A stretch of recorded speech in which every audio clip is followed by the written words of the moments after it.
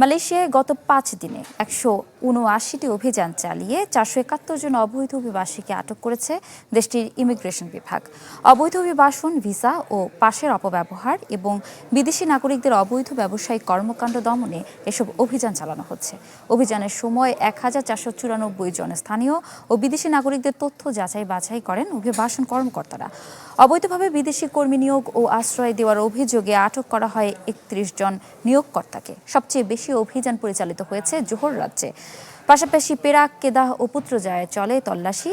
বিদেশি নাগরিকদের দেয়া পাস ও ভিসার শর্ত সঠিকভাবে মেনে চলা হচ্ছে কিনা তা নিশ্চিত করতেই এসব অভিযান, বলছেন সংশ্লিষ্টরা।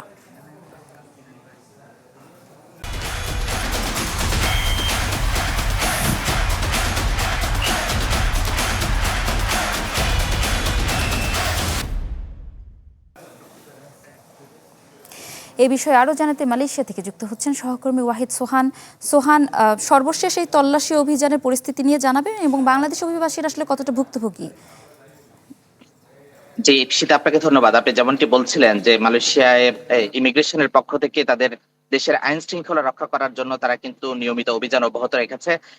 আপনি হয়তো দেখতে পাচ্ছেন যে আমার পেছনে কিন্তু ইমিগ্রেশনের যে হেডকোয়ার্টার্স এবং সাথে কিন্তু ইমিগ্রেশনের লরি দাঁড়িয়ে আছে। কিছুক্ষণ পরেই কিন্তু এখান থেকে তারা একটি অভিযানে বের হচ্ছে এবং সেই অভিযানের উদ্দেশ্যটি হলো যে মালয়েশিয়ার যে সেলাঙ্গর রাজ্য রয়েছে সেই সেলাঙ্গরে কিন্তু এই অভিযান পরিচালিত হবে। আমরা আপনাকে বলে রাখি যে আসলে এই যে গত ৫ দিনে প্রায় মালয়েশিয়া ইমিগ্রেশনের তথ্য অনুযায়ী আজকে পর্যন্ত প্রায় ৫০০-র অধিক অভিবাসীকে আটক করা হয়েছে। তার মধ্যে রয়েছেন বাংলাদেশের সংখ্যা রয়েছেন ১১২ জন এবং এছাড়া বাংলাদেশি বিভিন্ন ব্যবসা প্রতিষ্ঠানেও অভিযান চালানো হয়েছে। এবং আমরা যতটুকু তথ্য পেয়েছি ইমিগ্রেশনের পক্ষ থেকে সেটি হলো যে ৪টি দোকান তারা বন্ধ করে দিয়েছেন, যেখানে থেকে ১১ জন বাংলাদেশি অভিবাসীকে আটক করা হয়েছে, যারা তাদের নির্দিষ্ট কোম্পানিতে ভিসা নেই। যে দোকানে কাজ করছে সেই দোকানে কিন্তু তাদের ভিসা নেই, অন্য জায়গায় কনস্ট্রাকশনের ভিসা থেকে এসে তারা কিন্তু সেই দোকানে কাজ করছেন। এই জন্য দোকানকেও সিল করে দেওয়া হয়েছে।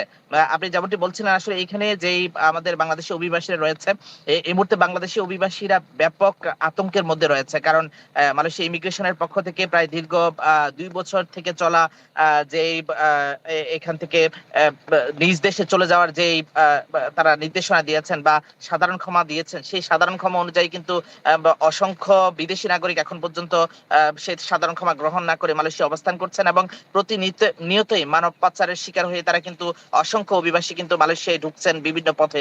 যার কারণে মালয়েশিয়া ইমিগ্রেশন এবং আইন শৃঙ্খলা রক্ষাকারী বাহিনীর পক্ষ থেকে প্রতিনিয়তই কিন্তু তারা অভিযান পরিচালনা করছে।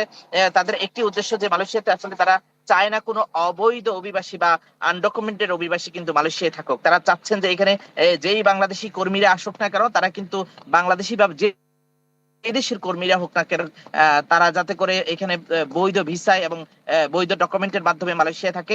মালয়েশিয়া তার দেশের এই আইন শৃঙ্খলাকে স্বাভাবিক রাখার জন্য কিন্তু তারা অভিযান পরিচালনা করছে। আপনারা হয়তো আপনি ভিডিওর মধ্যে দেখছেন যে মালয়েশিয়া ইমিগ্রেশনের পক্ষ থেকে কিন্তু তারা ব্রিফিং করছেন যে কিছুক্ষণ পরে তারা একটি অভিযানে যাবেন, সেই অভিযানের জন্য তারা কিন্তু প্রস্তুতি নিচ্ছেন এবং তাদের আমার পেছনেই কিন্তু ইমিগ্রেশনের লরি অবস্থান করছে। এখানে আরেকটি বিষয় আপনাকে বলে রাখি যে আসলে আমাদের এখানে যে সমস্ত বাংলাদেশি অভিবাসীরা রয়েছে তাদের অধিকাংশেরই অভিযোগ কিন্তু তারা অবৈধ হয়ে গিয়েছে, কিন্তু নির্দিষ্ট সময় তাদের কিন্তু পাসপোর্ট না পাওয়া এবং যেই কোম্পানিতে এসেছেন এখানে কলিং ভিসার মাধ্যমে কোম্পানিতে এসেছেন অথবা মাইজির মাধ্যমে তারা রেজিস্ট্রেশন করেছেন, 2টা বা 3টা ভিসা পেয়েছেন। ভিসা পাওয়ার পরে কিন্তু তারা বাকি ভিসা কিন্তু কোম্পানির পক্ষ থেকে লাগাইতে পারছে না। কোম্পানির বিভিন্ন জটিলতার কারণে কোম্পানি ব্ল্যাকলিস্ট হয়ে গেছে, সেই কারণে কিন্তু তারা ভিসা জটিলতার মধ্যে ভুগছে।